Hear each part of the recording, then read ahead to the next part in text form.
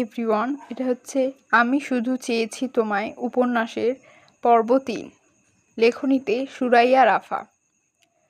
বাইরে অঝোরধারায় বৃষ্টি হচ্ছে। যতদূর চোখ যায় বৃষ্টির তোড়ে ততদূর অবধি সামনে সকল দৃশ্যপট ধোঁয়াশা। বৃষ্টির মাঝেই বিশাল হাইওয়ে ধরে সাঁই সাঁই করে হাওয়ার বেগে ছুটে যাচ্ছে কাভার্ড ভ্যান আর লরির বহর।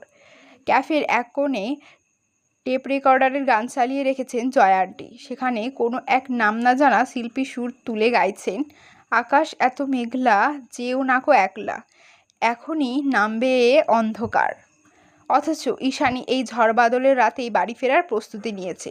জয়া আন্টিকে বলে কয়ে রাজি করিয়ে রাত ৯টার মধ্যেই ক্যাফে থেকে বের হওয়ার বন্দোবস্ত করেছে। রাত 10টায় চট্টগ্রাম থেকে কক্সবাজারের উদ্দেশ্যে লাস্ট ট্রেনে ছেড়ে যাবে। কোনো মতে সেটা ধরতে পারলেই ঝামেলা শেষ। যদিও এর আগে কখনো ট্রেনে করে বাড়ি ফেরা হয়নি ঈশানীর, কারণ প্রত্যেকবারই জিসান গিয়ে বাসে তুলে দিয়ে এসেছে ওকে। কিন্তু এবারের বাড়ি যাওয়ার ব্যাপারটা জিসানের থেকে পুরোপুরি চেপে গিয়েছে ঈশানী। ওর মতে ব্যক্তিগত বিষয়গুলো বাইরের মানুষ যত কম জানবে ততই ভালো। অন্তর্মুখী স্বভাবের একটা মেয়ের ভাবনায় এর থেকে বেশি আর কী বা হতে পারে। বাইরে সাহসিকতা নির্ভীকতা দেখানো নীল চোখের ঈশানী ভেতর ভেতর ভীষণ সরল আর ভীতু, যার দরুন এত রাতে ট্রেন চেপে একা বাড়ি ফেরার সাহস ওর হয়নি। মূলত নিজুমের সঙ্গে আলাপ করেই দুজন মিলে ট্রেনে যাওয়ার পরিকল্পনা করেছিল ওরা। তাছাড়া ঈশানীর বিয়ে যতই ঘরোয়াভাবে হোক না কেন, নিজুম ওর বিয়েতে যাবে না তা কি করে হয়। এমনিতে ঈশানী মেয়েটার আপনজনের তালিকার শূন্য প্রায়। নিজুমও না বলার মতো কোনো অপশন ছিল না, কিন্তু শেষ মুহূর্তে এসে একদম ঘেটে গিয়েছে সবটা। হুট করে বিকেলবেলা নিজুম কল দিয়ে জানায় ও বাড়ি যাচ্ছে, খুব জরুরি প্রয়োজন, নয়তো কিছুতেই ঈশানীকে একা ফেলে যেত না। মোবাইলের মধ্যে দুঃখও প্রকাশ করেছে খুব। তার পাশাপাশি ঈশানীকে ভালো মতো বুঝিয়ে দিয়েছে কিভাবে গিয়ে ট্রেন ধরতে হবে।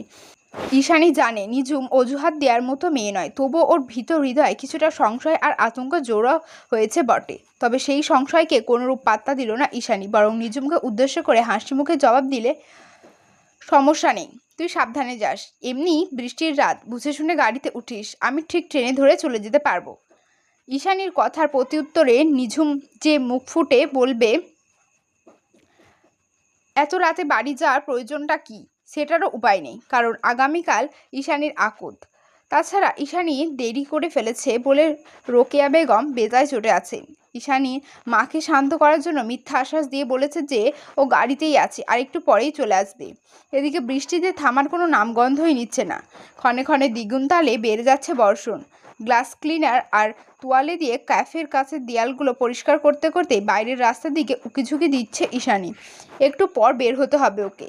সকালে কাজে আসার সময় ব্যাগ গুছিয়ে এখানে এসেছে, অথচ এই রাতের বেলাতে কি বৃষ্টিটাই না শুরু হলো। ইস, আজ যে কি দুর্ভাগ্য আছে কপালে তা কেবল উপরওয়ালাই ভালো জানেন। বিজলির আলোয় বিশাল হাইওয়ে রাস্তাটা এক ঝলক পরখ করে নিজ মনেই অস্ফুষ্টে বিড়বিড়ালো ঈশানী। অতঃপর হাতের জিনিসগুলো রেখে অ্যাপ্রন খুলে একে একে সব কাজ গুছিয়ে একটা ছাতা মাথায় দিয়ে ক্যাফ থেকে বেরিয়ে পড়ল ও। উদ্দেশ্য চট্টগ্রাম রেলওয়ে স্টেশন। ঈশানী যখন স্টেশনে এসে পৌঁছায় তখন তীব্র বাড়িধারায় ভেসে যাচ্ছে চারিপাশ। পরনের জামা কাপড় প্রায় অর্ধেক ভিজে গিয়েছে। রেল স্টেশনটা একদমই অপরিচিত ঈশানীর নিকট। তার উপর রাতের বেলা ল্যাম্পপোস্টের আলোয় ভালো করে দেখা যাচ্ছে না কোনো কিছু। কাউন্টারে একটা মানুষও নেই যাকে ও গিয়ে জিজ্ঞেস করবে যে কক্সবাজারের ট্রেন আদতে কোনটা। চারপাশটা বড্ড নিরিবিলি, শুধুমাত্র বৃষ্টির ঝিমঝিম আওয়াজ ব্যতীত আর কোনো আওয়াজ নেই এখানে। এহেন জনমানবহীন পরিবেশে গা ছমছম করছে ঈশানীর। নিজের হাত ঘড়িটার দিকে এক নজর চোখ বুলিয়ে ঈশানীর সিদ্ধান্ত নেয় ও প্ল্যাটফর্মে গিয়ে কিছুক্ষণ বসে থাকবে। এখানে এমন বৃষ্টির মাঝে দাঁড়িয়ে ট্রেন খোঁজার তো কোনো মানে হয় না, তাই না? সেই উদ্দেশ্যে কয়েক কদম পিছু হেঁটেছিল ঈশানী। ঠিক তখনই গলা কাঁপিয়ে বেজে ওঠে কোনো এক যাত্রীবাহী ট্রেনের হুইসেলের বিকট শব্দে পেছনে চাইল ঈশানী। দেখলো ওর কাছের ট্রেনটায় যাত্রা শুরু করার প্রস্তুতি নিচ্ছে। বৃষ্টির মাঝেই কোথা থেকে যেন ছুটে এসে তাড়াহুড়ো করে ট্রেনে উঠে যাচ্ছে মানুষ। এমতাবস্থায় উপায়ন্তর না পেয়ে ঈশানী বহু কসরত করে একটুখানি গলার আওয়াজ বের করলো। ট্রেনের উদ্দেশ্যে ছুটতে থাকা একজন যাত্রীকে পিছু ডেকে শুধালো, আচ্ছা, এটা কি কক্সবাজারের ট্রেন? তুমুল বর্ষণের মাঝে ঈশানীর এমন ক্ষীণ আওয়াজ লোকটার আদেও শুনেছে কিনা সন্দেহ। তবে সেই দৌড়ে যেতে যেতে উত্তর দিল, হ্যাঁ হ্যাঁ, জলদি আসুন, টাইম হয়ে গিয়েছে। লোকটা হ্যাঁ বলেছে। তাই এবার কিছুটা আশ্বস্ত হলো ঈশানী। বুকের ওপর থেকে যেন শক্তপোক্ত একটা পাথর নেমে গেল ওর। সেরকমই একটা লম্বা শ্বাস টেনে বৃষ্টির পানি পায়ে মারিয়ে ব্যাগ সমেত তাড়াহুড়ো করে ট্রেনে উঠে গেল ঈশানী। বোকা ঈশানী তখনও অন্ধকারের মাঝে এটা খেয়াল করলো না যে আন্তনগর ট্রেনের গায়ে গুটিসুটি অক্ষরে লেখা চট্টগ্রাম টু খাগড়াছড়ি। তবে ট্রেনে উঠতেই ঈশানী যতক্ষণে পরিষ্কার বৈদ্যুতিক বাল্বের আলো ভেতরে ট্রেনের গায়ে লেখাগুলো খেয়াল করলো, ততক্ষণে ট্রেনটা ধীরে ধীরে চলতে শুরু করে দিয়েছে। ট্রেনটা কক্সবাজার না খাগড়াছড়ির উদ্দেশ্যে রওনা দিয়েছে। ব্যাপারটা বুঝে আসতেই বাইরে রাতের আঁধারে আকাশ ভেঙে বাজ পড়ার চেয়েও দ্বিগুণ চড়ে যেন বাজ পড়ল ঈশানীর মাথায়। নিদারুণ এক আতঙ্কে দিকবিদিক জ্ঞান হারিয়ে স্তব্ধ হয়ে গেল মেয়েটা। নিজেকে সাহসী প্রমাণ করতে গিয়ে আরেক দফায় বোকামি করে ফেলেছে ও। নিজের বোকামি আর অপরিণামদর্শিতার ফলস্বরূপ এখন এই মুহূর্তে চলন্ত ট্রেন থেকে ঝাঁপিয়ে পড়ে মরে যেতে ইচ্ছে করছে ঈশানীর। কিন্তু তার জন্যও তো গোটা একটা সাহসী হৃদয় প্রয়োজন, যেটা আপাতত নেই ঈশানীর। তাই ও পারল না সেসব করতে। উল্টো ব্যাগ থেকে ফোনটা বের করে ফোন লাগালো নিঝুমের নাম্বারে। বৃষ্টির মাঝে নেটওয়ার্কের সমস্যা নাকি অন্য কোনো কারণ জানা নেই ঈশানীর, কিন্তু নিঝুমের নাম্বারটা বন্ধ বলছে বারবার। এবার সত্যি কান্না পাচ্ছে ওর। বিরক্তিরা যেন জেঁকে ধরেছে সর্বাঙ্গ। এবার ওর উপায়ন্তর না পেয়ে জিশানকে কল দিল ঈশানী। এক দুবার রিং হওয়ার সঙ্গে সঙ্গে ওপাশ থেকে হ্যালো বলল জিশান। ওপাশ থেকে চেনা পরিচিত জিশানের কণ্ঠস্বর শোনা মাত্রই নিজের সেই চিরাচরিত খেট হারিয়ে কাঁদো কাঁদো গলায় ঈশানী বলে ওঠে, আমি ফেঁসে গিয়েছি জিশান। ঈশানীর এমন শঙ্কাগ্রস্ত আওয়াজ শুনতে পেয়ে উদ্বিগ্ন হয়ে উঠল জিশান। তাড়াহুড়ো করে শুধালো, কি হয়েছে তোর? নিজেকে সংবরণ করার চেষ্টা চালিয়ে দ্বিধাগ্রস্ত কণ্ঠে ঈশানী বলে, আমি ভুল করে খাগড়াছড়ি ট্রেনে উঠে পড়েছি আর এখন ট্রেনটা চলতে শুরু করে দিয়েছে। আমি কি করব কিচ্ছু বুঝতে পারছি না, সব এলোমেলো লাগছে আমার। ঈশানীর কথা শুনে জিশানের তো মাথায় হাত। এই মেয়েটা নিজেকে ভাবেটা কি? ও কিছুটা ক্ষুব্ধ স্বরে ঈশানীকে বলল, তুই হঠাৎ বাস রেখে ট্রেনে উঠতে গেলি কোন শখে? গেলি তো গেলি, আমাকে কেন জ্বালানিলা? আমাকে এতটা অপছন্দ করিস যে তুই এই বৃষ্টির মাঝে বাড়িতে যাচ্ছিস, সেটাও আমাকে একটাবার জানানোর প্রয়োজন বোধ করলি না? সত্যি করে বলতো, তুই কি আদতেও আমাকে বন্ধু ভাবিস ঈশা? এমন একটা শ্বাসরুদ্ধকর প্রতিকূল পরিস্থিতিতে জিসানের এসব ছেলে মানুষই প্রশ্ন, বন্ধুত্বের সমীকরণ, ভাবা না ভাবা ব্যাপারগুলো বড়ই অসহনীয় ঠেকল ঈশানের নিকট। তাই আর কোনো কিছু না বলে আস্তে করে কলটা কেটে দিয়ে মোবাইলটা বন্ধ করে ফেলল ঈশানী। এই ঘটনা মা জানলে নির্ঘাত বাড়িতে লঙ্কাকাণ্ড বাঁধিয়ে বসবে। যে করেই হোক সকালের মধ্যে বাড়ি ফিরতে হবে আমাকে। নিজেকে নিজের হাজারটা দোষারোপ করতে করতে ঈশানী ঠিক করলো এখানে দাঁড়িয়ে থেকে তো আর লাভ নেই, তাই ও গিয়ে সিটে বসবে। ট্রেনটা খাগড়াছড়ি তো যাচ্ছে, দেশের বাইরে তো আর যাচ্ছে না, এত ঘাবড়ানোর কিছুই নেই। সেইভাবে যেই না কিঞ্চিত পিছু ঘুরল ঈশানী, তৎক্ষণাৎ চলন্ত ট্রেনের হালকা ধাক্কায় একটা কালো হুডি পরিহিত লোকের শক্ত চওড়া বলিষ্ঠ বুকের উপর তনুপিঠ গিয়ে ঠেকলো ঈশানীর। লোকটা ওকে সামলালো না, আর না তো নিজের জায়গা থেকে এক চুল পরিমাণ নড়ল। উল্টো আকস্মিক কাণ্ডে তাড়াহুড়ো করে নিজেই নিজেকে সামলালো ঈশানী।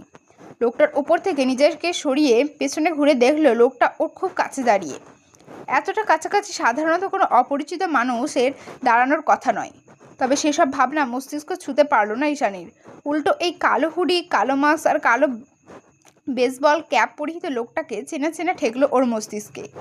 এরকমই তো এক জোড়া নির্জীব অনুভূতিহীন শূন্য চোখ সেদিন রাতে দেখেছিল ও।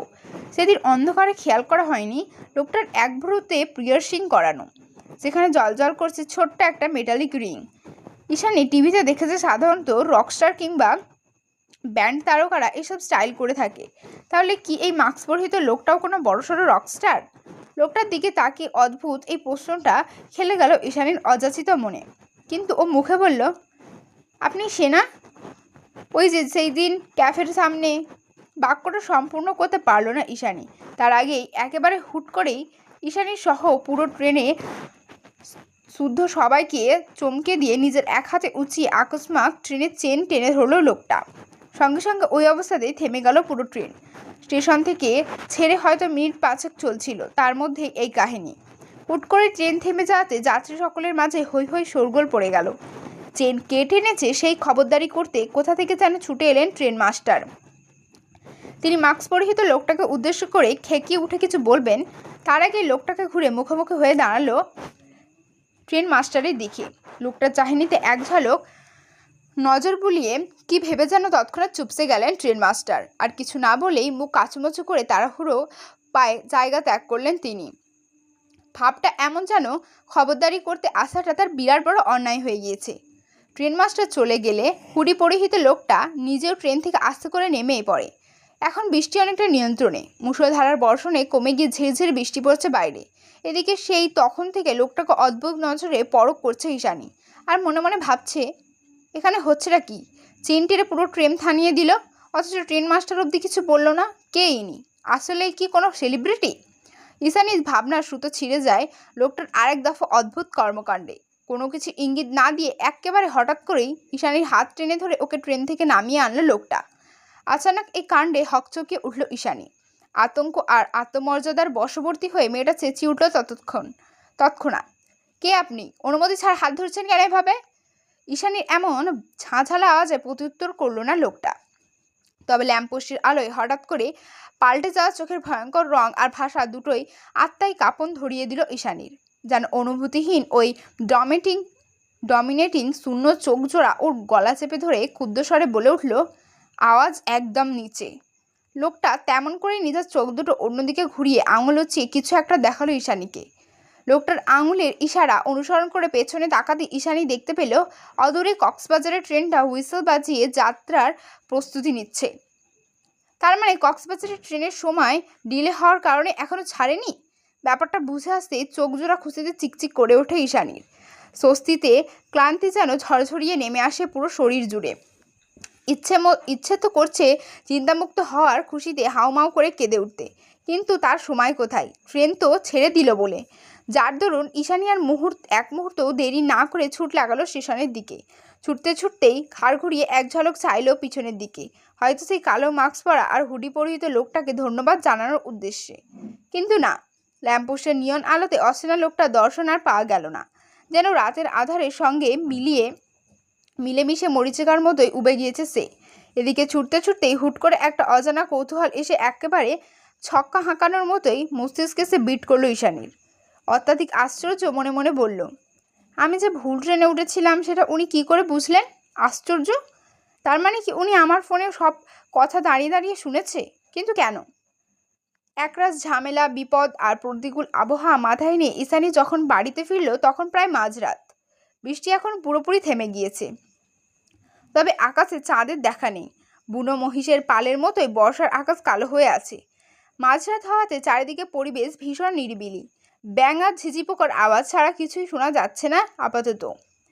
বাড়ির উঠানে টিমটিমিয়ে জ্বলতে থাকা বৈদ্যুতিক আলোর রোশনাই এ চারিদিক চোখ বোলালো ঈশানী। বাড়িটা সবসময়ের মতোই ভুতুরে বেঁচে নিস্তব্ধতায় ছেয়ে আছে। দেখে কে বলবে কাল যে এ বাড়ির মেয়ের বিয়ে? তবে ভেতরে যে সবাই ঈশানীর প্রতীক্ষাতেই পথে বসে আছে তাতে ভুল নেই, কারণ কাল তো ওকে বিয়ে দিয়ে নিজেদের কাঁধ হালকা করতে হবে। বিবাহ উপযুক্ত মেয়েরা পরিবারের বোঝা স্বরূপ। এতদিন ধরে লোকমুখে শুনে আসা প্রচলিত এই বাক্যটার সারমর্ম আজ উপলব্ধি করতে পেরে আড়ালে দীর্ঘশ্বাস ছাড়ল ঈশানী। বুকের ভেতরটা ভারী ভারী লাগছে খুব। হুট করে মস্তিষ্কে ভর করেছে অজানা অস্বস্তি। তবুও সে এসবে কিঞ্চিত পাত্তা না দিয়ে ধীরে ধীরে ঘরের দিকে পা বাড়ল ও। ভেতরে ঢুকতেই দেখা মিলল মামা মামি, মামাতো ভাই বোন সহ টুকটাক কাছের আত্মীয় স্বজন সবার। কোনো কালেই হট্টগোল মানুষের গিজগিজ পছন্দ নয় ঈশানীর। কাজের সূত্রে চিটাগং থাকায় এখন না চাইতেই কিছুটা সহ্য করতে হয়, তবে বাড়িতে এলে সেটুকুও আর সহ্য হয় না ওর। যেহেতু নিচতলার লিভিংয়ে বসে আগামীকালকে আকন্দ নিয়ে সবাই আলোচনায় ব্যস্ত ছিল, তাই এই ফাঁকে চুপচাপ সকলের দৃষ্টির আড়ালেই নিজের রুমের দিকে পা বাড়ায় ঈশানী। তবে রোকেয়া প্রাচী চালাক মহিলা, তিনি ঈশানীকে ঠিকই খেয়াল করেছেন। খেয়াল করার সঙ্গে সঙ্গে পেছন থেকেই ডেকে উঠলেন তিনি, এত দেরি হলো কেন ফিরতে? আর এভাবে ভিজেছিস কি করে? আচমকা মায়ের প্রশ্ন শুনে থমকে গেল ঈশানীর পদধ্বনি। এতটা ধকল সামনে বাড়িতে ফিরে এরকম হাজারটা প্রশ্নের উত্তর দিতে ইচ্ছে করছিল না বলেই তো পা টিপে টিপে নিজের ঘরের দিকে এগিয়ে যাচ্ছিল ঈশানী। এখন আর কিছু করার নেই, মা যেহেতু প্রশ্ন করেই ফেলেছে সুতরাং উত্তর ওকে দিতেই হবে। এখানে মুখ বুজে থাকার কোনো অপশন নেই। তাই সহসা পেছন ঘুরে মৃদু আওয়াজে জবাব দিল ঈশানী, বলল, বৃষ্টির কারণে ট্রেন ডিলে হওয়াতে আসতে দেরি, আর ভিজেও গিয়েছি বৃষ্টিতেই। তাহলে ফোন বন্ধ কেন করেছিস? এবার মায়ের প্রশ্নটা পুরোপুরি এড়িয়ে গেল ঈশানী, কারণ ফোনটা তো সেই শ্বাসরুদ্ধকর মুহূর্তে জিসানের ওপর বিরক্ত হয়ে বন্ধ করে রেখেছিল ও। নয়তো এই সময় হাজারটা কল করে করে ব্যাপারটাকে আরও বিগড়ে দিত ছেলেটা। তখন অযথা প্যানিক করা ছাড়া আর কোনো উপায় থাকতো না ঈশানীর। খানিকক্ষণ চুপ থেকে নিজের এলোমেলো ভাবনাগুলোকে সাজিয়ে সেগুলোকে সাইডে সরিয়ে ঈশানী ক্লান্ত স্বরে বলে ওঠে, মাথাটা খুব ধরেছে মা, জার্নি করে এসে ক্লান্ত লাগছে খুব। তোমার যা প্রশ্ন করার কালকের জন্য জমিয়ে রাখো, আমি উত্তর দিয়ে দেব। এখন দয়া করে রুমে যেতে দাও, ভালো লাগছে না আর। এক নিঃশ্বাসে কথাগুলো বলে গটগটিয়ে রুমে চলে যায় ঈশানী। মেয়ের এহেন শান্তস্বর অথচ বিগড়ে থাকা মেজাজের পারদ অনুমান করতে পেরে রোকেয়া প্রাচীও আর দ্বিতীয় প্রশ্ন করার সাহস দেখালেন না, বরং চুপচাপ রুমে যেতে দিলেন ওকে। রুমে ফিরে ঈশানী যখন হাত মুখ ধুয়ে বের হয়ে ঘুমানোর প্রস্তুতি নিচ্ছিল, ঠিক সে সময় ওর কক্ষে আগমন ঘটে উষার। ঈশানী যখন ব্যস্ত হাতে বিছানা পরিষ্কার করছিল, তখনই মুষ্টিবদ্ধ করে রাখা একটা পাসপোর্ট সাইজের ছবি দেখিয়ে উষা বলে ওঠে, দেখো তো আপু, কী নিয়ে এসেছি। উষার কণ্ঠে উচ্ছ্বাসের জোয়ার, তবে তাতে চমকালো না ঈশানী, বরং সাবলীল গলায় উষাকে শুধালো, কী এনেছিস? দুলাভাইয়ের ছবি এনেছি। উষা দুলাভাই শব্দটা উচ্চারণ করতে ঈশানীর বোধগম্য হলো রাত পোহালেই যার সাথে ওর বিয়ে, যার হাত ধরে গোটা একটা জীবন পার করে দিতে হবে ঈশানীকে, এই মুহূর্তে সেই মানুষটার কথাই বলছে উষা। বাক্যের মাথায় হাতের ছবিটার দিকে তাকিয়ে আবারও উচ্ছ্বাস করতে দেখা গেল উষাকে। অথচ ঈশানী নির্বিকার গলায় জবাব দিল, তোর দুলাভাই তুই দেখ, যা তো এখন ঘুমাবো। ঈশানীর প্রত্যাখ্যানে দমল না উষা, বরং ছবিটার দিকে গভীর দৃষ্টিপাত করে দাঁত কেলিয়ে বলে ওঠে, মা ঠিকই বলেছে আপু, দুলাভাই দেখতে রাজপুত্রের মতো সুদর্শন। এরকম সুন্দর জামাই আমাদের মহল্লায় আর দুটো নেই। উষার কথা শেষ হতে ছোঁ মেরে ওর হাত থেকে ছবিটা নিয়ে নেয় ঈশানী। অতপর সেটাকে ওড়নার আড়ালে ঢুকিয়ে উষাকে উদ্দেশ্য করে বলে, যা তো এখন, তোর বকবক শোনার টাইম নেই, ঘুমাবো আমি। সে না হয় যাব, কিন্তু ছবিটা তো দে, মা চাইবে তো আবার। উষার কথায় কান দিল না ঈশানী, বরং ওকে এক প্রকার ঠেলে ঠেলে রুম থেকে বের করে দিতে দিতে ঈশানী বলে, পরে নিয়ে নিস, এখন যা। উষা চলে গেল রুমের দরজায় খিল দিয়ে। ওড়নার আড়াল থেকে ছবিটা বের করলো ঈশানী। ছবিটা দেখতে গিয়ে ভীতি, সংকোচ, লজ্জা সব যেন একসাথে আঁকড়ে ধরলো ওকে। যেন এই একটা সামান্য ফটো নয়, বরং একটা মানুষকে চোখ উঁচিয়ে দেখতে চলেছে। ঠিক তেমন করে আস্তে ধীরে চোখ তুলল মাহিনের ছবির দিকে দৃষ্টিপাত করলো ঈশানী। তবে সবার আগে ঈশানী চোখ গেল ছবির ওপরে গুটি গুটি অক্ষরে লেখা মাহিন বেঞ্জামিন নামটার দিকে। অতঃপর দৃষ্টিগত হলো সেই সুদর্শন যুবকের মুখখানা, আর এক দেখাতেই ঈশানীর মনে হলো উষা ভুল কিছু বলেনি, লোকটা দেখতে অসম্ভব সুদর্শন। কিন্তু এই রাজপুত্রের মতো সুদর্শন পুরুষ কি সত্যিই আমার মতো নিশ্চুপ বরফের মতো শীতল একটা মেয়েকে বিয়ে করতে চায়?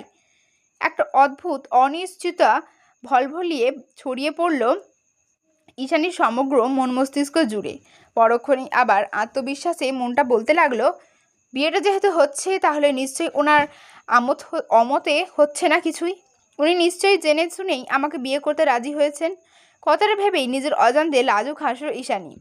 কে জানতো ওর মতো বোকাশোকা চুপচাপ স্বভাবের মেয়েটার কপালে যে এমন রাজপুত্রের মতো সুদর্শন বর লেখা ছিল। এটা সত্যিই অভাবনীয় আর চমৎকার একটা অনুভূতি, যা এই প্রথমবারের মতো হৃদয়ে অনুভব করলো ঈশানী। এখনও যেন নিজেকেই বিশ্বাস করে উঠতে পারছে না ও। তাই তো মনের মাঝে হাজারো অদম্য আর অবিশ্বাস্য স্বপ্ন নিয়ে নিজের হবুবরের ছবিটা দেখতে দেখতে একসময় ঘুমের রাজ্যে হারিয়ে গেল অন্তর্মুখী আর নরম হৃদয়ের ঈশানী। সকালবেলা জানলা গলিয়ে প্রবেশ করা সূর্যের তির্যক আলোকরশ্মি চোখে মুখে আছড়ে পড়তে ঘুম ছুটে যায় ঈশানীর। কাল সারাদিন সারা রাত এক নাগাড়ে বৃষ্টি হলেও আজ সকাল সকাল ভালোই রোদ উঠেছে সমগ্র ধরণী জুড়ে। তবে সূর্যের উত্তাপ দেখে মনে হচ্ছে বেলাও কম হয়নি। আজ তো ঈশানীর বিয়ে, অথচ কেউ এখনও ডাকলো না ওকে। ব্যাপারটা আশ্চর্যজনক। বাইরে তো মানুষের শোরগোলও শোনা যাচ্ছে না, অদ্ভুত। তাই জলদি জলদি আড়মোড়া ভেঙে উঠে বসে দেয়ালের ঘড়িতে এক নজর চোখ বোলায় ঈশানী। ঘড়ির কাঁটায় সকাল 11:20 বেজে গিয়েছে। সেটা নজরে আসতেই এক ছটকায় ভ্রম ছুটে গেল ঈশানীর। ঘুমু ঘুমু ভাবটাও যেন দৌড়ে পালালো কোথাও। আজকের মতো একটা দিনে এত বেলা পর্যন্ত কিভাবে ঘুমালো ও? সেই ভেবেই আপাতত নীরবে কপাল চাপড়ল ঈশানী। নিচে গেলে আজ মায়ের কড়া কথা শুনতে শুনতে নির্ঘাত কলিজা ঝালাপালা হয়ে যাবে। সেসব চিন্তা করে তাড়াহুড়ো করে বিছানা ছেড়ে ওয়াশরুমে গিয়ে ফ্রেশ হয়ে গেল ঈশানী। এরপর আলমারি থেকে একটা টকটকে লাল সিফনের শাড়ি খুঁজে বের করে সেটাকে গায়ে জড়িয়ে নিল সযত্নে। সেই সাথে হাতে কানে পরে নিল কিছু হালকা সোনার গহনা। যেহেতু শুধু ঘরোয়া আখত হচ্ছে, তাই এত বেশি সাজগোজ করার প্রয়োজন বোধ করলো না ঈশানী। কপালে একটা ছোট্ট কালো টিপ পরে নিল শুধু। অতঃপর সর্বশেষে চিরুনি দিয়ে এলোমেলো চুলগুলো আঁচড়াতে যাবে, তখনই রুমের দরজায় ঠকঠক করে কড়া নাড়লেন রোকেয়া বেগম। যা নিশ্চিত ক্ষেপে আছে, মা নিশ্চয়ই ক্ষেপে আছে, সেই ভেবে এক প্রকার তাড়াহুড়ো করে দরজা খুলে দিলেন ঈশানী। দরজা খুলে মায়ের কথার হাত থেকে নিজেকে বাঁচানোর জন্য একা একাই বলতে আরম্ভ করলো, রেডি হতে দেরি হয়ে গেল, আসলে শাড়িটা ভালোভাবে পরতে পারছিলাম না, আর রেডি হতে হবে না। মায়ের মুখে এহেন কথা শুনে আকস্মাৎ থেমে গেল ঈশানীর চিরুনি চালানো হাত। ও চিরুনিটা ড্রেসিং টেবিলের ওপরে রেখে দিয়ে মায়ের থমথমে মুখের দিকে তাকিয়ে প্রশ্ন ছুড়ল তৎক্ষণাৎ, কি হয়েছে মা? রোকেয়া প্রাচী একটা দীর্ঘশ্বাস ছেড়ে গম্ভীর কণ্ঠে বলে উঠলেন, ওরা বিয়েটা ভেঙে দিয়েছে। আসলে মাহিন বেঞ্জামিন একজন মডেল। দেশের বাইরে অ্যাঙ্করিং আর মডেলিং করার ওর দীর্ঘদিনের স্বপ্ন ছিল। আর হঠাৎ করেই নাকি কানাডা থেকে মডেলিংয়ের অফার চলে এসেছে, তাই কালকের ফ্লাইটে কানাডা চলে গিয়েছে মাহিন। চুপচাপ দাঁড়িয়ে রোকেয়া বেগমের কথাগুলো শুনে ছোট্ট একটি জবাব দিল ঈশানী, ওহ আচ্ছা, আর কিছু জানার নেই তোর? না নেই, কিছু জানারও নেই, কিছু বলারও নেই। ঈশানীর এরূপ জবাবদিহিতায় আর কিছু বলার মতন কথা পেলেন না রোকেয়া প্রাচী, বরং নিজেকে সামলে নেওয়ার জন্য ঈশানীকে একা ছেড়ে দিয়ে তৎক্ষণাৎ রুম থেকে বেরিয়ে গেলেন তিনি। মা চলে যেতেই ধপ করে রুমের দরজাটা বন্ধ করে দিল ঈশানী। অতঃপর গলার চেনটা একটানে ছিঁড়ে ফেলে ছুঁড়ে মারল মেঝেতে। সেই সাথে হাতের আর গলার গহনাগুলো একে একে খুলে ছুঁড়ে ফেলে দিল সব। অতঃপর নিজের সব সাজ নষ্ট করে আয়নার দিকে তাকিয়ে একা একাই বিড়বিড়ালো ঈশানী, আমার জানার আছে, আমার অনেক কিছু জানার আছে।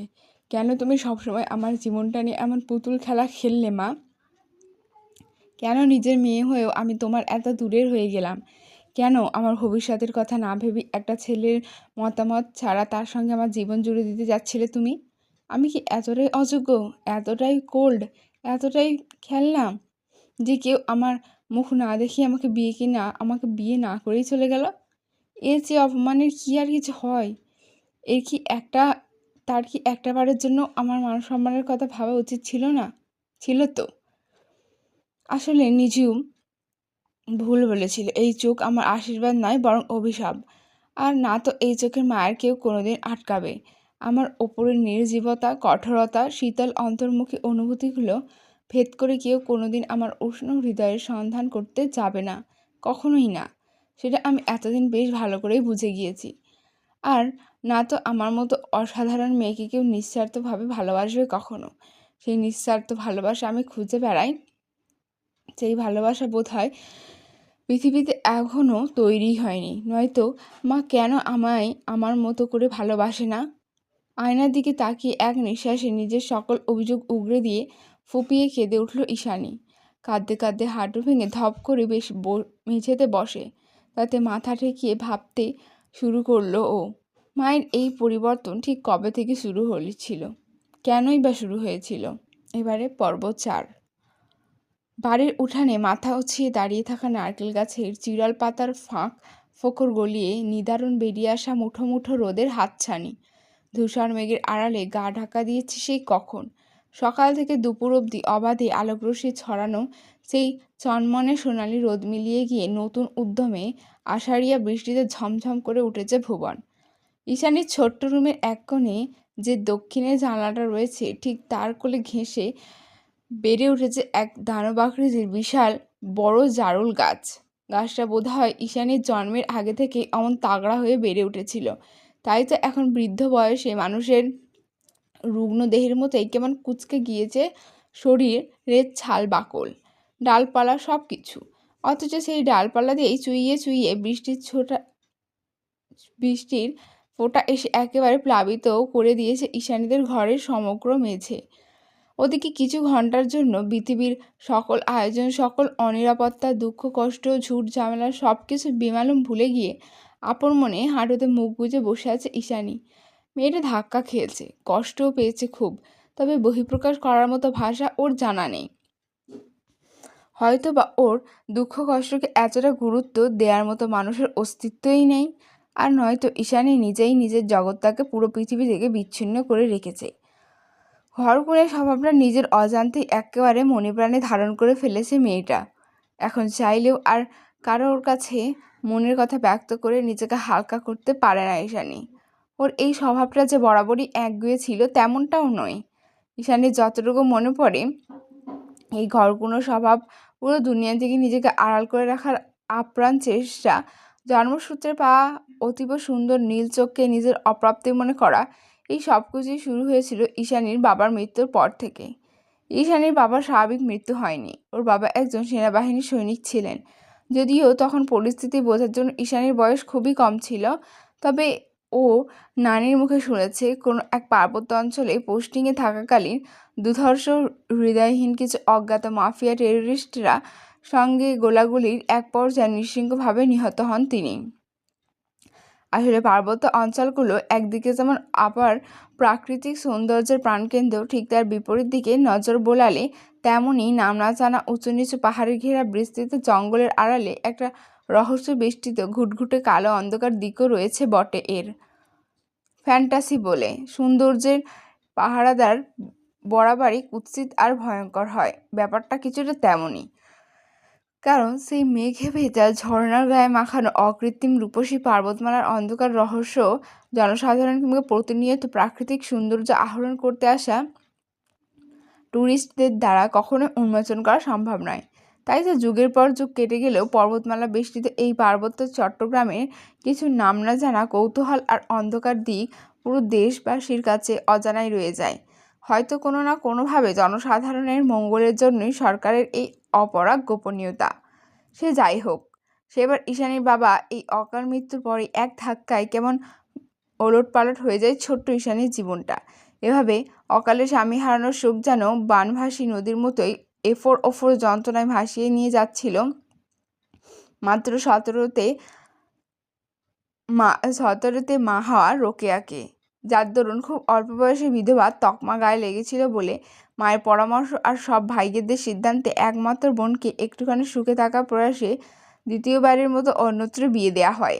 আর একদিকে নানি হাত ধরে এই ছোট্ট দোতলা বাড়িটির এক কোণে শুয়ে বসে দিবারাত্রি যাপন করে জীবন অতিবাহিত হতে থাকে নিঃসঙ্গ ঈশানীর। তখন থেকে অবুঝ মেয়েটা কেমন গুটিয়ে নিয়েছিল নিজেকে। মুক্ত আকাশে আবাদে ডানা ঝাপটানো বুনো শালিকটা হুট করেই খাঁচায় বন্দি হলে যেমন নেতিয়ে পড়ে, ঠিক তেমন করেই বিষণ্ণতা ছড়িয়ে পড়েছিল 8 বছরের ঈশানীর মনোমস্তিষ্কের রন্ধ্রে রন্ধ্রে।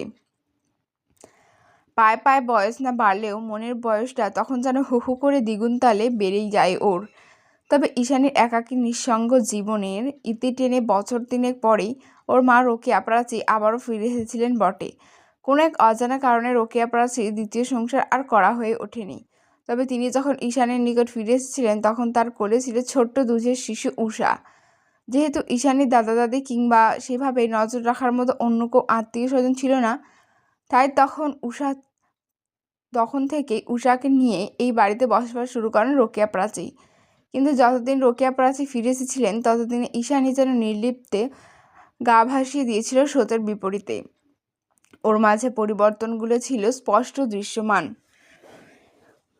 তখন পরিবার, মানুষের আনাগোনা, উচ্চস্বরে কথাবার্তা কোনো কিছুই আর ভালো লাগতো না ঈশানীর, বরং এগুলোকে বিরক্তিকর, ঝঞ্ঝাট আর বেহুদা মনে হতো ওর নিকট।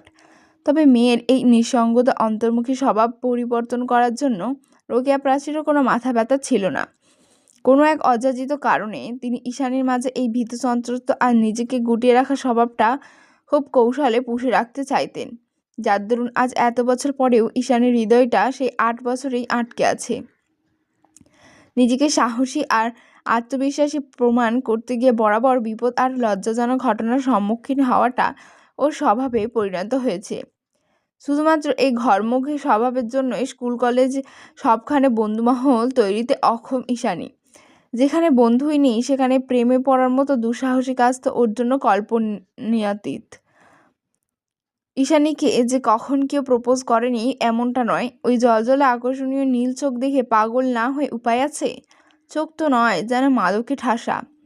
কিন্তু বিধিবাম, প্রেমের প্রস্তাবের চেয়েও তিরস্কার আর ভৎসনাটাই বেশি জুটেছে ঈশানীর কপালে। কেউ যদি ওকে প্রপোজ করতো তখন ক্লাসের সবাই কনাঘুষো করে টিপ্পিনি কোটে বলতো, ওকে প্রপোজ করেছিস? মেয়েটা তো একেবারে ডাম্ব, ঠিকভাবে চোখে চোখ রেখে তাকাতে অবধি পারে না। সে নাকি করবে প্রেম। ওর সাথে প্রেম করে প্রেমিকের স্বাদ পাবি আদেও? অগত্যায় চারপাশের মানুষের নেতিবাচক কথায় বারংবার ধসে গড়িয়ে যেত ঈশানীর আত্মবিশ্বাসের পাহাড়। সেই থেকে আজ পর্যন্ত কাউকে ভালোবাসার সাহস কিংবা ইচ্ছে কোনোটাই জাগেনি ঈশানীর মনে। আর আজ যখন মনে হলো অবশেষে কেউ হয়তো সত্যিকারের ভালোবাসার বহর সাজিয়ে ওর নিকট আসতে চলেছে, যার কাছে ঈশানী নিজেকে মেলে ধরবে, নির্জীবতা ছাপিয়ে নিজের উষ্ণ হৃদয়টাকে যার হাতে নির্বিঘ্নে তুলে দেবে, সেও ওকে বিয়ে না করেই ওর মুখটা অবধি না দেখেই দূর দেশে পাড়ি জমিয়ে আরও একবার দুমড়ে মুচড়ে নষ্ট করে দিল ঈশানীর একটু একটু করে তৈরি করা এতদিনের আত্মবিশ্বাসী হৃদয়টাকে। আচ্ছা, মাহিন বেঞ্জামিন যদি একটাবার ঈশানীর মুখটা দেখতো, তাহলে কি এভাবে বিয়ে না করে ফেলে যেতে পারত? যদিও বা এই অধ্যায় এখানেই সমাপ্ত, তবু অজ্ঞাত এই নিছক প্রশ্নটা রয়েই গেল ঈশানীর মনোমস্তিষ্ক জুড়ে। কী রে, এই সাত সকালবেলা কোথায় যাচ্ছিস ব্যাগ নিয়ে? সকাল সকাল লং কুর্তি আর স্কার্ফটা গলায় পেঁচিয়ে ব্যাগ সমেত নিচে নেমে এসে ঘরের দুয়ারে বসে বসে ঈশানী যখন দক্ষ হাতে স্নিকার্সের ফিতেগুলো বাঁধছিল, তখনই পেছন থেকে কথা পারেন তার মা রোকেয়া প্রাচী। পেছনে না ঘুরে জুতোর ফিতের হাত চালাতে চালাতেই শুকনো মুখে জবাব দিল ঈশানী, চিটাগং ফিরে যাচ্ছি। মেয়ের কথা শুনে রোকেয়া বেগম কিছুটা অধৈর্য কণ্ঠে বলে ওঠেন, এখনই যেতে হবে কেন? আমি ঘটকের সঙ্গে কথা বলেছি, উনি অন্যত্র ছেলে দেখছেন। তাছাড়া কাল বিয়ে ভেঙেছে, এই মুহূর্তে বাড়ি থেকে বের হলে মহল্লার মানুষটাই বা কি বলবে? মায়ের কথায় চড়াত করে আগুনের হালকার মতো জ্বলে উঠল ঈশানীর শান্ত হয়ে থাকা মেজাজটা। ভেতরের সব রাগ ক্ষোভ যেন নিংড়ে বেরিয়ে আসতে চাইছে ওর। কিন্তু ঈশানী তো চেঁচামেচি পছন্দ করে না, তাই চুপচাপ চোখ বন্ধ করে নিজেকে কিছুটা সংবরণ করে পেছনে ঘুরে মায়ের উদ্দেশ্যে বলে উঠল, আমার বিয়ে হোক কিংবা না হোক, মহল্লার মানুষ কোনো কালেই আড়ালে কথা বলা বন্ধ করবে না মা, কারণ এটাই তাদের স্বভাব। আর না তো আমার বিয়ে নিয়ে তোমাকে চিন্তা করতে হবে। যতদিন অবধি বিয়ে না হচ্ছে ততদিন দরকার পড়লে আমার এই মুখটা দেখাবো না তোমাকে আমি। তবুও দয়া করে এবার একটু স্বস্তি দাও আমাকে। এক নিঃশ্বাসে কথাগুলো উগরে দিয়ে ব্যাগ সমেত গটগটিয়ে ঘর ছেড়ে বেরিয়ে যায় ঈশানী। ওদিকে মেয়ের জার পানে তাকিয়ে থেকে ক্ষুব্ধ স্বরে হাঁক পেরে ওঠেন রোকেয়া, মুখে মুখে তর্ক করছিস? মায়ের মুখে মুখে? আমিও দেখবো তোর দৌড় কদ্দূর। বিয়ে আমি তোকে দিয়েই ছাড়বো। রেগে মেগে কথা শেষ করে তপ্ত শ্বাস ফেলেন রোকেয়া। ওদিকে লাঠি ভর করে ঈশানীর নানি এগিয়ে এসে মেয়েকে ধমকের সুরে বলে ওঠেন, আহা, যাইতে তো মাইয়াটার মন ভালো নাই। সব কিছু কি বাইন্দা রাখা যায়? বাইন্দা রাখতে গেলে পাখি আরও তাড়াতাড়ি ফুরুত হইয়া যায়, জানোস না হেইডা? রোকেয়া প্রাচী দীর্ঘশ্বাস ছেড়ে মায়ের মুখের দিকে দৃষ্টিপাত করে ক্লান্ত স্বরে বলে ওঠেন, তুমি কি জানো না এই বাড়িটা যে ঈশানীর নামে? আমি যদি আমার পছন্দ মতো ছেলের হাতে ওকে তুলে দিতে না পারি তাহলে তো সর্বনাশ মা। ও যদি নিজের পছন্দের কাউকে বিয়ে করে তাহলে তো বিয়ের কদিন পরেই ওরা আমাদের এই বাড়ি থেকে ঘাড় ধাক্কা দিয়ে বের করে দেবে। তখন আমার আর উষার কী হবে বলো তো? মেয়ের কথায় বিরক্তি প্রকাশ পেল ঈশানীর নানির কপালের ভাঁজে। তিনি পুনরায় লাঠি ভর করে ভেতরের দিকে এগিয়ে যেতে যেতে বললেন, আমার ইস্যু মোটেও এমন মাইয়া না, চুপ কর তুই। মায়ের কথা বিপরীতে আর মুখ খুলল না রোকেয়া, শুধু বুক চিরে বের করে দিল ভারী এক দীর্ঘ নিঃশ্বাস। গত দুদিন ধরে ভারী বর্ষণে তলিয়ে আছে রাস্তাঘাট, শহরের অলিগলিতে যানজটের বেহাল দশা। পুরো শহর ডুবে আছে প্রায় মিটার খানিক বদ্ধ পানির নিচে। সেই কর্দমাক্ত নোংরা পানি পেরিয়েই লোক সমাগম নিদারুণ ছুটে চলেছে আপন কর্মস্থলের উদ্দেশ্যে। ঈশানীর অবশ্যই নোংরা পানি পেরিয়ে আপাতত ক্যাফেতে ছুটতে হচ্ছে না, কারণ জয়া আন্টির শর্তানুসারে আগামী এক সপ্তাহ বিনা কৈফিয়তে ছুটি কাটাবে ঈশানী। তাই বাড়ি থেকে ফিরে এসে এই ছোট্ট সিঙ্গেল ফ্ল্যাটটাতে ঘুমিয়ে ঘুমিয়ে দিনরাত অতিবাহিত করছে ঈশানী। ঈশানীর মধ্যে একা থাকা বড্ড সুখের, তাই সারাদিন ঘরের মধ্যে শুয়ে বসে থেকেও মন ফুরফুরে হয়ে আছে মেয়েটার। তবে আশেপাশে নিঝুম থাকলে অন্য কথা। নিঝুম ওর স্বস্তি, আরও সহজ ভাষায় বলতে গেলে কমফোর্ট জোন। মাস কয়েক আগে যখন শান্ত নিরিবিলি ঈশানী এই বাসাতে সাবলেট উঠেছিল, তখন ওর পরিচয় হয়েছিল একটা প্রাণবন্ত হাসি খুশি শ্যামাবতীর সাথে। সেই চঞ্চলা উচ্ছ্বাসিত মেয়েটা ধীরে ধীরে সময়ের পরিক্রমায় ঘর কোনো বন্ধুহীন ঈশানীর সবচেয়ে কাছের মানুষ বন্ধু বলো দুটোই পরিণত হয়েছে। ভর সন্ধ্যাবেলা বারান্দায় দাঁড়িয়ে দাঁড়িয়ে ঈশানী যখন এক মনে হাবিজাবি ভাবছিল, ঠিক তখনই বাইরের দরজা কড়া নাড়ার আওয়াজ শোনা গেল। সাধারণত ভার্সিটি টিউশন শেষ করে বাসায় ফিরতে সন্ধ্যা গড়িয়ে রাত হয়ে যায় নিজুমের, কিন্তু আজ সে ফিরল সন্ধ্যাবেলাতে। ঈশানী গিয়ে তাড়াহুড়ো করে দরজা খুলে দিতে নিজুম একগাল হেসে বলে উঠল, সারপ্রাইজ মাই লেডি। নিজুমে সারপ্রাইজের উত্তেজিত হতে দেখা গেল না ঈশানীকে, বরং ওকে ভেতরে আসতে বলে এক গ্লাস পানি এগিয়ে নিয়ে দিয়ে ঈশানী শুধালো, আজ এত তাড়াতাড়ি ফিরলি যে? নিজুম ঢকঢক করে এক নিঃশ্বাসে পানিটুকু শেষ করে দিয়ে বলে, কারণ আছে। কি কারণ? নিজুম চোখ বড় বড় করে উচ্ছ্বাসিত কণ্ঠে বলে ওঠে, আজ টিউশনই করায়নি, কারণ আজ হবে অনলি গার্লস নাইট। ওর কথায় আগামাথা বুঝল না ঈশানী। অগত্যা ঠোঁট উল্টে শুধালো, মানে কি? মানে হচ্ছে আমার আজ সারা রাত কাঁথা মুড়ি দিয়ে মুভি দেখব, বৃষ্টি বিলাস করব, তারপর ভোরবেলা ঘুমাতে যাব, কারণ কাল তো উইকেন্ড। ঈশানী ফোঁস করে একটা দীর্ঘশ্বাস ছেড়ে বলল, বুঝলাম। এত বুঝলে হবে না, যা গিয়ে পপকর্ন ভেজে নিয়ে আয়, আমি এক্ষুনি ফ্রেশ হয়ে আসছি। কথা শেষ করে দ্রুত ওয়াশরুমের দিকে চলে যায় নিজুম, আর এদিকে ঈশানী ব্যস্ত হয়ে পড়ে একমাত্র বান্ধবীর আবদার মেটাতে। ঘরের দরজা জানালা পর্দা সব লাগিয়ে দিয়ে পুরো রুমটাকে থিয়েটার বানিয়ে ম্যাচিং করে Pokemon oversize T shirt, 3/4 leggings আর চুলগুলো চুড়ো করে বেঁধে ঈশানী আর নিঝুম বসে আছে ল্যাপটপের সামনে। ল্যাপটপের স্ক্রিনে টাইটানিক মুভি চলছে। এই মুভি দেখে দেখে বিরক্ত ঈশানী, তবুও দেখতে হয়, কারণ টাইটানিক নাকি নিঝুমের ফেভারিট মুভি। এই মুভি দেখে কত হাজারবার যে কেঁদেছে মেয়েটা, তার ইয়াত্তা নেই। ঈশানী ভেবে পায় না এক মুখী দেখে মানুষের ঠিক কতবার কান্না পায়।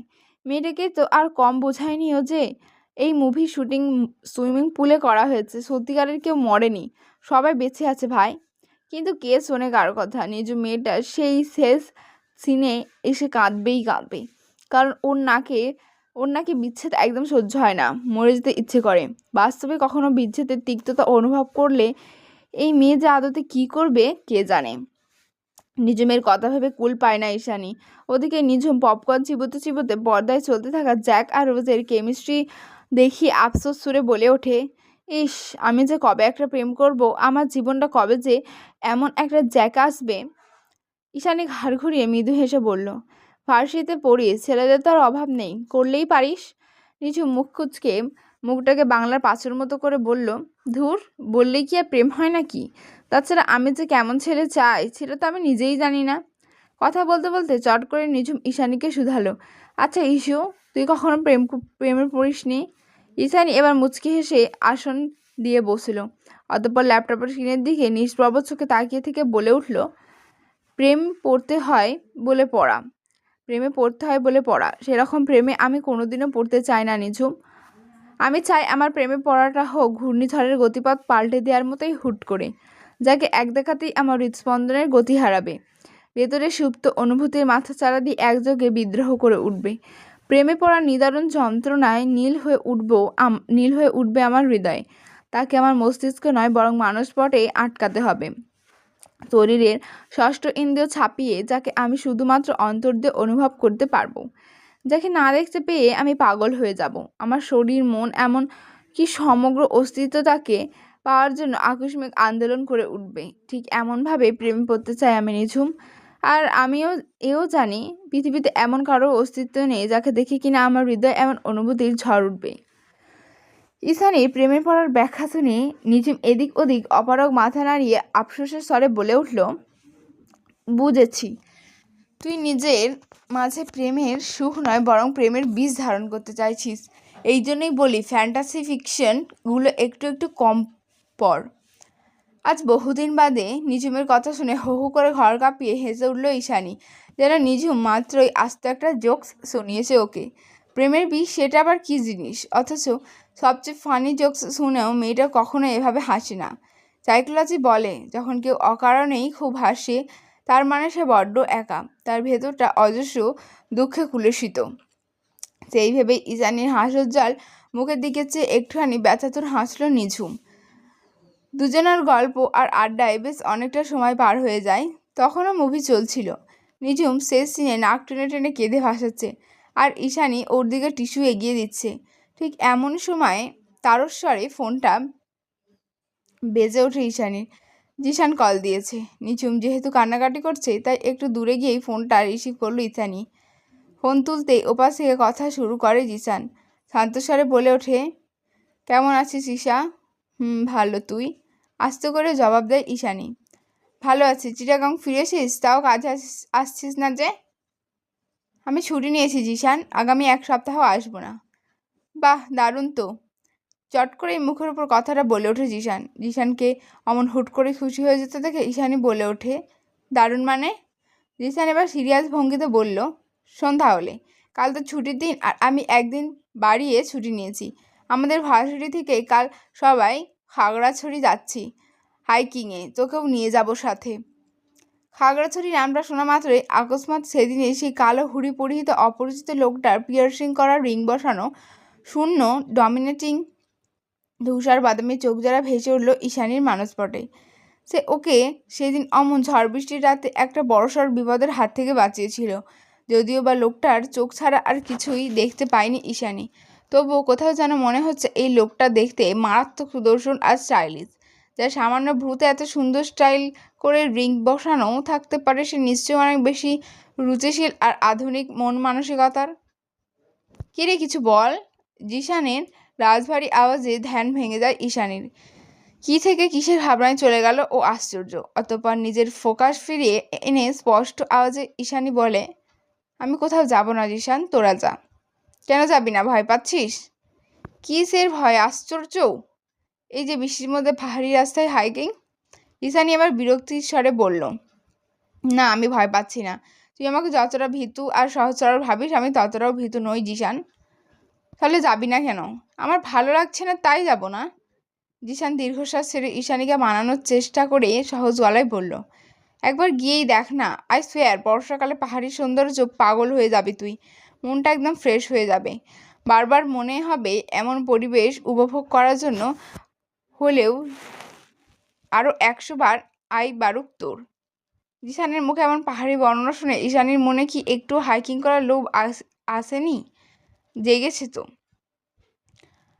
ও এটা হবে যে জিসানের মুখে এমন পাহাড়ি বর্ণনা শুনে ঈশানীর মনে কি একটু হাইকিং করার লোভ জাগেনি?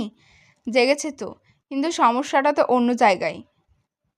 তাই এবার আর কপাতটা নয়, বরং সরাসরি বলে দিল ঈশানী, দেখ জিশান, আমি জানি বর্ষাকালে পাহাড় কতটা সুন্দর হয়, কিন্তু তোর ভার্সিটির বন্ধু বান্ধব তো আর আমি চিনি না, তাই না? তাহলে ওদের সাথে কি করেই বা স্বাচ্ছন্দ্য বোধ করবো আমি, তুই বল। আর আমি যদি সবার সাথে মিশতেই না পারি, তাহলে হাইকিং করার আনন্দটা আর পেলাম কই? জিশান তৎক্ষণাৎ ঈশানীকে আশ্বস্ত করে বলল, তোর কারোর সাথে মিশতে হবে না ঈশানী, এমনি কি মেশার চেষ্টাও করতে হবে না, আমি আছি তো। ঈশানের কথায় চিরবিরিয়ে উঠল ঈশানী। বলল, কতবার বলছি আমার ক্ষেত্রে একদম নিজের গার্জিয়ানগিরি দেখাতে আসবি না তুই। আমি নিজের খেয়াল নিজে রাখতে পারি। ঈশানীর কথায় চোখ বড় বড় হয়ে গেল জিশানের। ও অবিশ্বাস্য সুরে বলে ওঠে, তার মানে কি তুই যেতে রাজি হয়েছিস? মোটেই না, আমি তো শুধু তোকে বোঝালাম যে আমি ভীতু নয়, চাইলেই যেখানে খুশি সেখানে যেতে পারি।